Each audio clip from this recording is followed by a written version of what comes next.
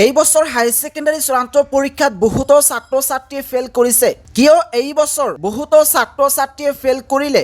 ইয়াৰ বহুতো কাৰণ আছে, কিন্তু তাৰ ভিতৰত মুখ্য 5টা কাৰণ হৈছে তাৰে 1 নম্বৰ কঠিন মূল্যায়ন। এইবাৰ পৰীক্ষা কেন্দ্ৰ CCTV নিৰীক্ষণৰ পৰা আৰম্ভ কৰি উত্তৰ বহী পৰীক্ষাৰ নতুন নিয়মৰ বাবে মূল্যায়ন প্ৰক্ৰিয়া আগতকৈ অধিক কঠোৰ হৈছে।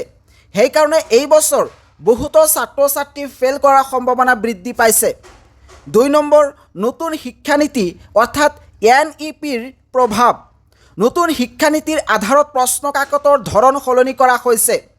বৰ্তমানৰ এই নতুন আৰ্হিৰ প্ৰশ্নবোৰ বুজি পোৱাত বহু শিক্ষাৰ্থীৰ যথেষ্ট অসুবিধা হৈছে। সেইকাৰণে এই বছৰ বহুতো ছাত্ৰ ছাত্ৰী ফেল কৰাৰ এক পৰিৱেশ সৃষ্টি হৈছে। 3 নম্বৰ কাৰণটো হৈছে নিয়মিত পাঠদানৰ অভাৱ। গ্ৰাম্য অঞ্চলৰ বহু শিক্ষানুষ্ঠানত আজিও বিষয় শিক্ষকৰ যথেষ্ট অভাৱ আছে। সঠিক নিৰ্দেশনা আৰু উপযুক্ত পাঠদানৰ সময়মতে নোপোৱাটো বিফলতাৰ এক ডাঙৰ কাৰণ হ'ব পাৰে।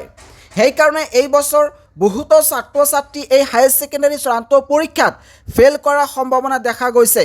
4 নম্বৰ কাৰণটো হৈছে আছেকে বৰ্তমান ৰাষ্ট্ৰীয় পৰ্যায়ৰ অৰ্থাৎ CBSEৰ সৈতে খাপ খোৱাবলৈ প্ৰশ্ন কাকতৰ মানদণ্ড বহুত উন্নত কৰিছে। এই উন্নত মানদণ্ডৰ সৈতে খোজ মিলাব নোৱাৰাৰ বাবে বহুতৰে পৰীক্ষা বেয়া হৈছে।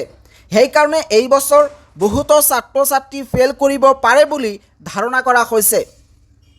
5 নম্বৰ কাৰণটো হৈছে আৰু এইটো কাৰণেই বহুতো ছাত্ৰ ছাত্ৰীয়ে কিন্তু এই বছৰ হায়াৰ সেকেন্ডাৰী চূড়ান্ত পৰীক্ষাত ফেল কৰিছে। এয়া হৈছে বহু ছাত্ৰ ছাত্ৰীয়ে কেৱল কমন প্ৰশ্ন বা গাইড বুকৰ ওপৰত নিৰ্ভৰ কৰি পৰীক্ষাত বহিছিল, কিন্তু প্ৰশ্ন কাকত অলপ জটিল বা ঘূৰাই দিয়াৰ বাবে তেওঁলোকে সঠিককৈ লিখিব নোৱাৰিলে।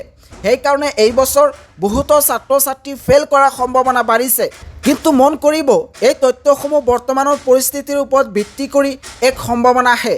সঠিক তথ্য অহা 28 এপ্ৰিল 2026 ঘোষণা কৰা হ'ব।